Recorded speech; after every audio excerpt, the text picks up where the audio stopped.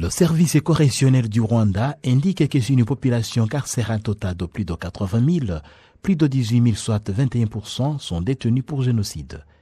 30 ans après, des milliers de femmes et d'hommes condamnés sont déjà sortis de prison. D'autres en attente sont sur le point d'être libérés après avoir purgé leur peine. Pour les rescapés en particulier, la cohabitation avec les anciens prisonniers a été un dur comprimé à avaler.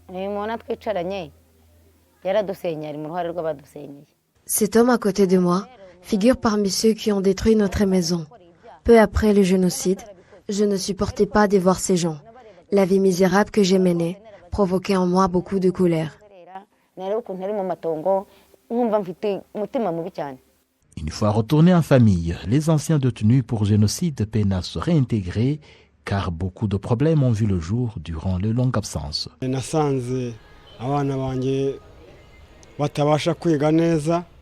Au sortir de prison, j'ai trouvé mes enfants vivant misérablement. Les filles avaient mis au monde dans le vagabondage.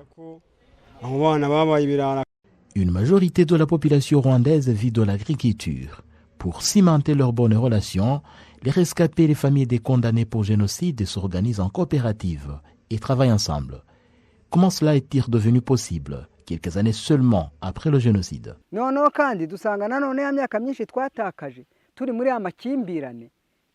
Au fait, nous avons réalisé que la discorde ne nous avait rien apporté. Le rescapé ne pouvait pas se développer tant qu'il vivait dans la peur. Celui qui a passé des années en prison pour génocide ne pouvait pas être tranquille pour initier un projet de développement. C'est ainsi que nous avons décidé de travailler ensemble pour créer l'amitié entre nos familles.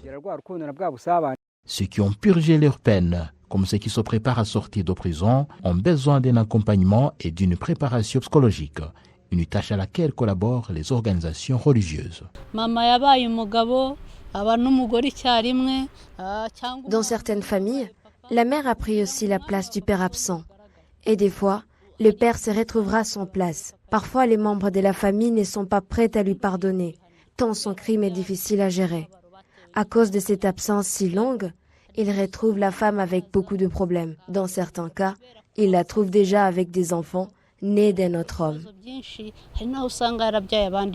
Le gouvernement du Rwanda estime qu'entre les fins de peine et les remises de peine, 2200 condamnés pour génocide pourraient être remis en liberté en 2024, alors que plus de 4000 détenus ont écopé de la prison à vie. Jean Thomas Manichimwe pour VOA Afrique, Kigali.